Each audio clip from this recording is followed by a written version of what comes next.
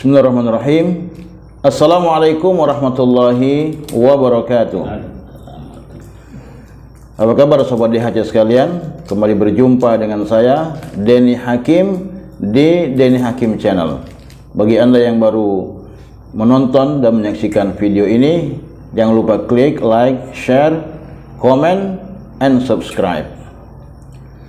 Sobat DHC sekalian, alhamdulillah saya sekarang berada di studio ya, sebuah studio rekaman ya, namanya Studio El Fatih. Dan kebetulan di sini saya ketemu dengan salah seorang ustadz sekaligus praktisi ruqyah. Luar biasa. Ya mungkin biasa kita temukan di Facebook beliau ya, biasa beliau menangani berbagai macam ruqyah ya. Dan juga beliau ini biasanya juga mengatasi problem-problem rumah tangga, Ustaz ya. Jadi membantu konsultasi, bukan mengatasi. Iya, Ustaz Salman Abu Syifa, kita sapa beliau. Assalamualaikum warahmatullahi wabarakatuh. Waalaikumsalam warahmatullahi wabarakatuh. Bagaimana kabar Ustaz? Sehat-sehat? Alhamdulillah sehat, Ustaz. Masya Allah, alhamdulillah ya. Kita lihat ini Ustaz dalam keadaan sehat, walafiat, bergembira ya, cerah sekali wajah beliau ya. Langsung saja saya sampai di sini ketemu beliau langsung bikin konten deh. Ya, karena saya bingung ini konten apa lagi nih ya. Nah, begitulah kalau seorang YouTuber harus punya kreativitas ya. Nah, bahkan kalau kucing bisa diwawancarai ya, kucing juga diwawancara gitu. Baik Ustaz, ini kan lagi tren ini Ustaz ya. Persoalan-persoalan orang-orang yang dipengaruhi jin ya, dipengaruhi setan dan seterusnya, sehingga kemudian muncullah ini praktisi-praktisi ruqyah segala macam Ustaz. Nah, kenapa itu bisa terjadi Ustaz? Mungkin ada hal-hal yang menjadi penyebab.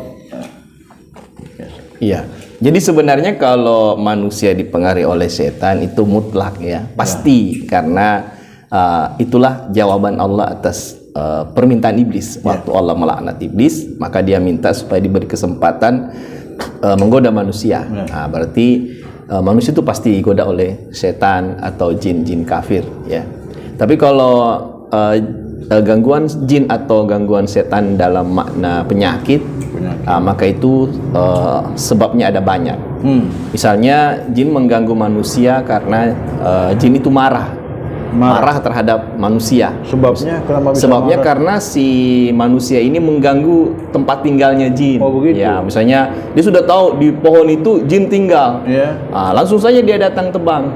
Ya, atau dia tahu di tempat itu ada jin yang tinggal, dia siram air panas, akhirnya jin itu kena dan dia kepanasan atau terluka, akhirnya dia marah. Itu kalau dia tahu. Kalau dia tidak tahu bagaimana? Ada juga orang tidak tahu kalau ada jin tinggal di situ, kemudian dia menyakiti atau melukai, maka jin itu juga marah. Itu. Jadi pertama ada karena marah jinnya karena diganggu, tempat tinggalnya atau jinnya sendiri yang diganggu. Ada juga yang masuk karena jatuh cinta. Oh begitu? Iya, jadi jinnya cinta sama manusia. Cinta kepada sama manusianya. Kenapa bisa? Karena si jin ini sering melihat aurat si manusia itu, baik laki-laki maupun perempuan. Oh begitu? Iya, jadi misalnya dia mau masuk WC, mau ganti pakaian, mau tidur, dia buka pakaian itu tidak baca basmalah, sehingga jin itu tidak tertutup matanya.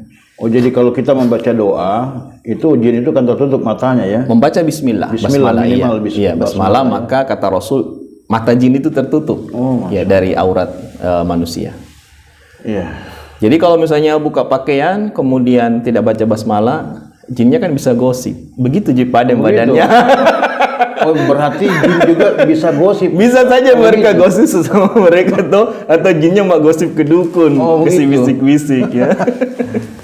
Jadi sobat DHC sekalian, artinya kita dianjurkan atau disunahkan untuk selalu membaca doa ya, ketika kita membuka, memakai atau melepaskan pakaian kita ya, supaya jin tidak melihat kita. Kalau melihat kita, aurat kita dilihat, kalau dia jatuh cinta bagaimana? Ya mungkin menikah sama jin. Nah, jadi begitu Ustaz. Ya. Nah, Terus Ustaz, tempat-tempat yang biasa disinggahi oleh jin itu yang bagaimana tempatnya? Iya. Ya. Pertama kan rumah ya. Jadi di setiap rumah itu ada jin. Misalnya di WC, makanya sebelum masuk WC disunahkan Rumah yang kosong atau yang dihuni oleh baik yang kosong maupun yang dihuni oleh pemiliknya. Oh, begitu. Ya, jadi rumah kosong maupun rumah yang berpenghuni semua ada jin yang tinggal di dalam. Oh begitu Ustaz. Misalnya di WC kan ada jin yang tinggal. Cuma tidak semua jin yang tinggal di rumah itu mengganggu penghuni rumah. Iya. Iya, iya. Apa yang bisa menjadi penyebab sehingga jin itu bisa mengganggu pemilik rumah Ustaz? Ya, penyebabnya pertama si pemilik rumah itu tidak pernah baca Quran di dalam. Makanya Rasul mengatakan jangan jadikan rumahmu seperti kuburan dengan tidak baca Quran. Iya, iya.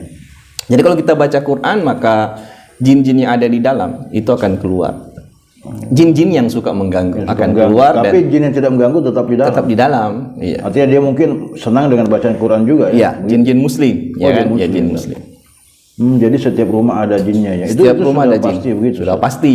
Ya. Makanya kan misalnya orang mau tidur, Rasul sunahkan berdoa, kipas-kipas dulu tempat tidur karena siapa tahu ada jin yang tidur di situ. Oh begitu Ustaz. Masya Allah. Nah ini Ustaz, Ustaz kan praktisi ruqyah ya. Kasus-kasus apa saja yang biasa ditangani Ustaz? Yang paling banyak begitu?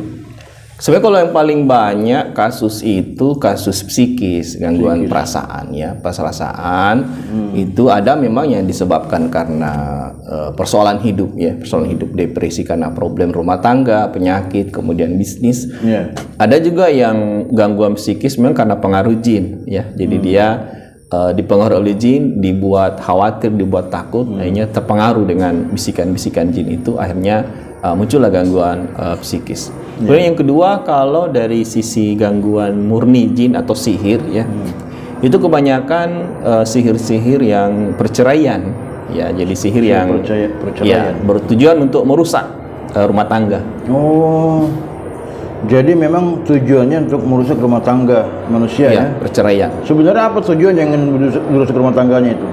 Kenapa? Kalau dalam sebuah riwayat itu disebutkan jin-jin yang mampu memisahkan suami istri itu akan menjadi tangan kanannya iblis. Jadi itu suatu prestasi di bangsa jin kalau mampu menceraikan suami istri. Jadi jangan sampai kita jadi tangan-tangannya iblis sobat di atas sekalian ya. Dengan cara menceraikan orang, membuat orang bercerai ya. Kan tidak semuanya cerai itu tidak boleh, tapi ini kan perceraian yang tanpa alasan yang dibenarkan agama. Iya, betul Ustaz. Karena cerai itu sendiri kan boleh. Iya. Yang penting memang sesuai dengan ketentuan syariat Ustaz. Nah, terus bagaimana biasa cara menanggulanginya Ustaz? Kalau kita ada begini. Biasa apa tanda-tandanya seseorang itu bisa diganggu atau kerasukan? Ya, jadi tanda seseorang itu diganggu jin ya, gejala atau tanda utama itu pertama mimpinya. Mimpi. Jadi sering mimpi buruk. Ya, kalau sering mimpi buruk itu tanda. Kemudian yang kedua, kalau dengar azan di masjid itu gelisah dia. Gelisah? Iya, gelisah. Gelisah maksudnya dia merasa tidak nyaman. Bukan karena volumenya yang besar, memang tidak nyaman dia mendengarkan azan. Atau dengarkan mengaji begitu. Iya, jadi kalau ada orang merasa tidak nyaman dengar azan maka ini kemungkinan diganggu jin. Makanya itu ada kan hadisnya Ustaz. Jadi setan itu lari ketika dengar azan. Dengar suara itu azan. akan ada juga bagi manusia yang begitu. Iya, karena jin yang ada di dalam tubuhnya kan yang bereaksi. Iya. Jadi kan ada berita-berita Ustaz ya, dia bilang itu speaker masjid ya diatur kembali karena atau suara azan itu mengganggu. Berarti itu sudah kemasukan jin Ustaz. Kita bisa ukur, artinya kalau volumenya itu secara umum orang sebenarnya tidak terganggu ya, tapi dia merasa tidak nyaman, kemudian kemungkinan dia terganggu oleh jin, dia ada gangguan jin kalau dia merasa tidak nyaman. Iya. Jadi sobat aja sekalian, kalau kita merasa tidak nyaman dengan azan, cepat pakai ruqyah ya. Jangan sampai ada jin di dalam diri kita itu. Seperti itu Ustaz ya? Iya, bisa jadi kemungkinan besar seperti itu. Saya panggil beliau ya. Baik, Ustaz. Kira-kira Ustaz untuk sebagai benteng pribadi ya. Iya. Sebagai benteng pribadi itu apa yang perlu kita lakukan setiap hari supaya tidak ada gangguan? Jadi Islam ini agama yang sempurna ya, sangat menjaga kita sampai-sampai Allah dan Rasulnya tuh mengajarkan kita doa-doa pelindung. Ya, misalnya Allah menurunkan al-mu'awwizatain kan, al-falak dan an-nas itu supaya melindungi kita dari gangguan sihir. Kemudian Rasul mengajarkan kita, siapa yang baca ayat kursi pagi hari maka Allah melindunginya dari gangguan setan sampai sore. Begitu juga sore hari dibaca, Allah lindungi sampai pagi hari. Keluar rumah baca doa, masuk tempat baru baca doa. Jadi baca zikir pagi, zikir petang, berdoa sebelum tidur, berdoa ketika keluar rumah. Kemudian rajin membaca Al-Quran dalam rumah, khususnya surah Al-Baqarah, maka Allah akan melindungi kita dari gangguan jin, termasuk dari gangguan sihir. Begitu. Iya, Ustaz. Ini kan tadi disebutkan bahwa sering baca Quran. Tapi kan kadang-kadang juga kita temukan ada penghafal Quran yang juga biasa kena, Ustaz. Itu bagaimana itu? Bisa jadi, karena kan tidak ada jaminan bahwa seseorang yang rajin tadarus itu terlindungi dari gangguan jin atau sihir.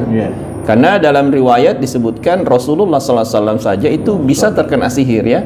Dan itulah yang menjadi asbabun nusulnya Al-Falak dan An-Nas ketika Rasul terkena sihir. Jadi tidak ada jaminan bagi setiap orang itu terhindar dari gangguan jin atau sihir. Ya, jadi kita hanya berikhtiar, berlindung saja kepada Allah Subhanahu wa taala. Masyaallah.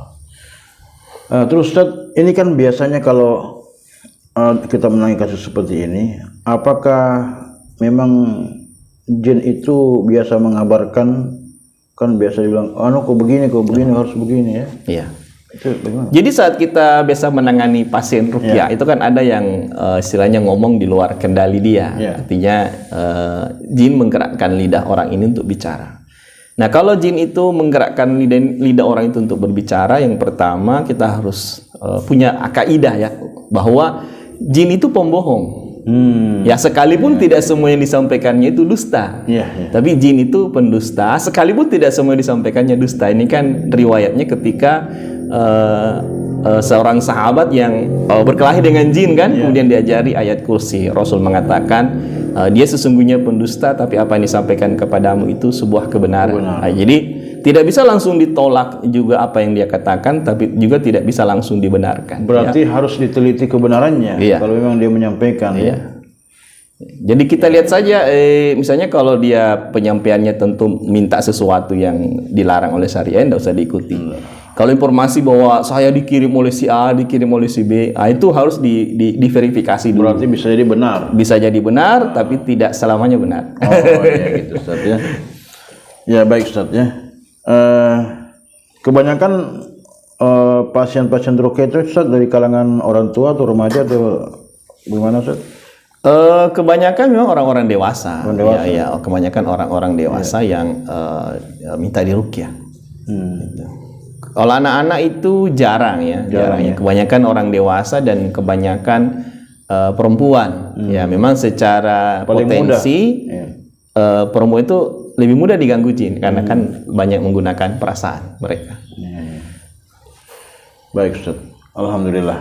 Jadi sobat di hati sekalian, mudah-mudahan kita semua bisa terhindar ya dari gangguan jin dan syaitan, karena tentu mereka akan menyesatkan kita ya. Oleh karena itu tentu harus kita bentengi diri kita ya dengan zikir-zikir yang tadi disebutkan oleh Ustadz, atau kita bisa membaca dari berbagai macam literatur tentang zikir-zikir itu ya. Nah, bagus Ustadz, alhamdulillah pada pagi hari ini ya saya bisa berjumpa dengan Ustadz Salman, praktisi ruqyah ya. Kalau ada di antara para pemirsa yang ingin menghubungi langsung dengan beliau, bisa Ustaz? Ada channelnya beliau ya? Apa nama channelnya apa Ustaz? Bisa di Elfati TV. Elfati TV. Iya. Elfati TV. Iya. Nama channelnya Ustaz? Iya. Oh, Masya Allah. Baik, saudara sekalian, demikian bincang-bincang kita dengan Ustadz Salman. Ustadz, terima kasih banyak Ustadz. Sama-sama Ustadz. Sudah bisa berada di Denny Hakim Channel. Ya, meskipun ini secara tiba-tiba saja. Terima kasih juga ini diundang masuk di channelnya Ustadz Denny Hakim. Alhamdulillah. Jangan lupa ya klik like, share, and subscribe. Baik Ustadz, jazakallah. Sobat sekalian, Tetap di channel saya, Denny Hakim Channel. Assalamualaikum warahmatullahi wabarakatuh. Waalaikumsalam warahmatullahi wabarakatuh.